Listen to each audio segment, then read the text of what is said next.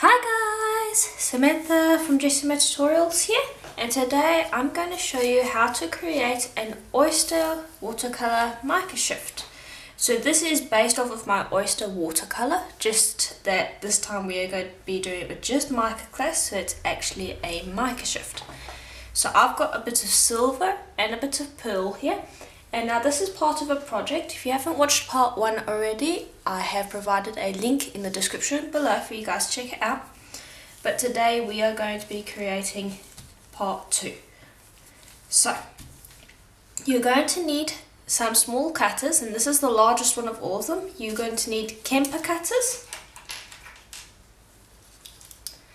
And these are also some cutters that I got from Happy Things. And you can get them off Etsy as well if you guys don't want to buy from Happy Things, because I know they don't ship everywhere, but it's definitely better to get them from Happy Things because you can get a bunch of other things along with it. Okay, so I'm going to start with the largest cutter. And now you want to roll out your sheet of clay on your middle setting so that it is fairly thin. Probably say maybe around 2 millimeters thick. And both pieces must be the same thickness. Okay, so I've cut out probably enough there already. And then I'm going to cut out a few of these. Quickly do that.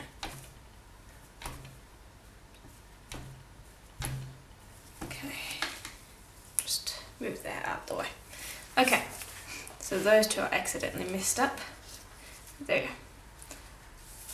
I'll just take each of these, pick them up.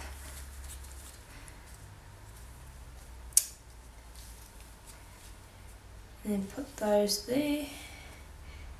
And I just want to do it so that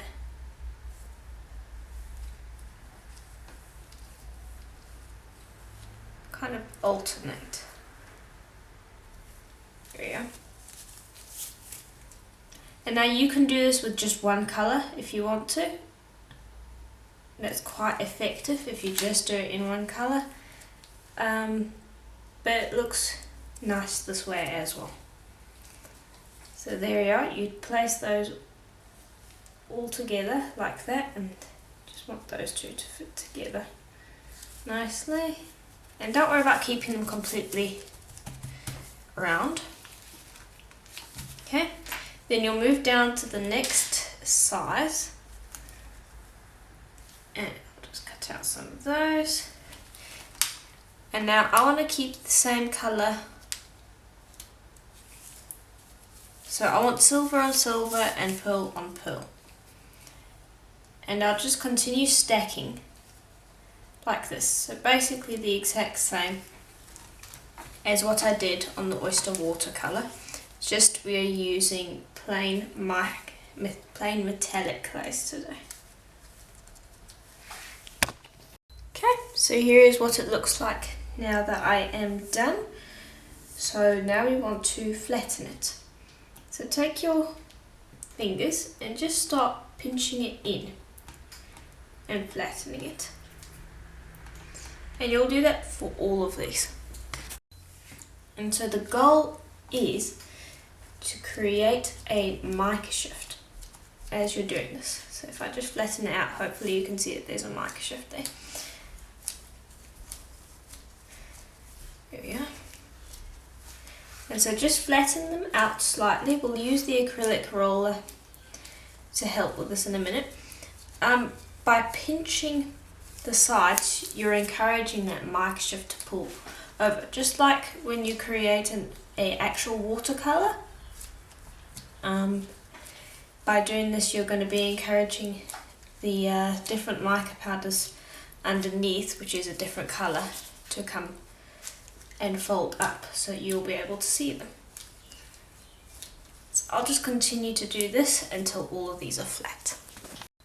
Okay, now we'll flatten it out.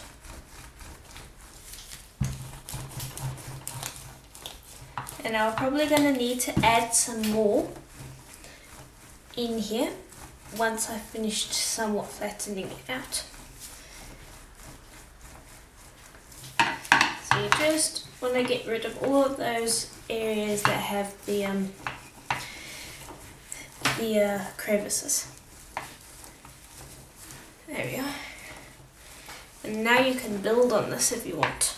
You could leave it like it is, but I think it would look nice if we added some more. So what you would want to do now is in these areas in between each of these ones, you'd want to then add some more of these oyster-like shapes. And then you would continue to add, then flatten it, and so on until you're happy. So I'm going to continue doing that. Okay, so now that that's finished, you just want to take your finger and squish these down as well. And you'll see that I've added some tiny ones onto the top of those other ones that we did before. So this way it will create a more layered effect. And after seeing what this looks like, I'll decide whether I want to add another layer or whether I'm happy with this. Okay, then I'll roll this flat. And that looks nice. I think that's enough layering for my liking. You could continue if you wanted to, but I'm pretty happy with that. So I'm really going to give it a good roll to make sure that I flatten this out enough. Okay, let me just pick that up now.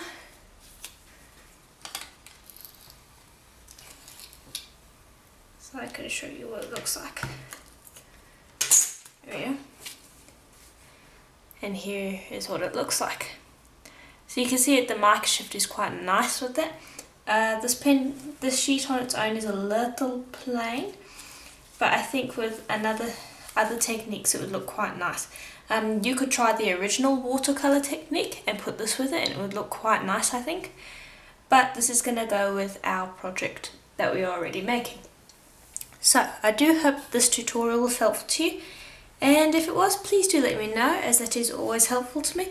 And please do leave a like and do comment as well. I'd love to hear your thoughts, and I will see you in the next part of this project. Bye for now.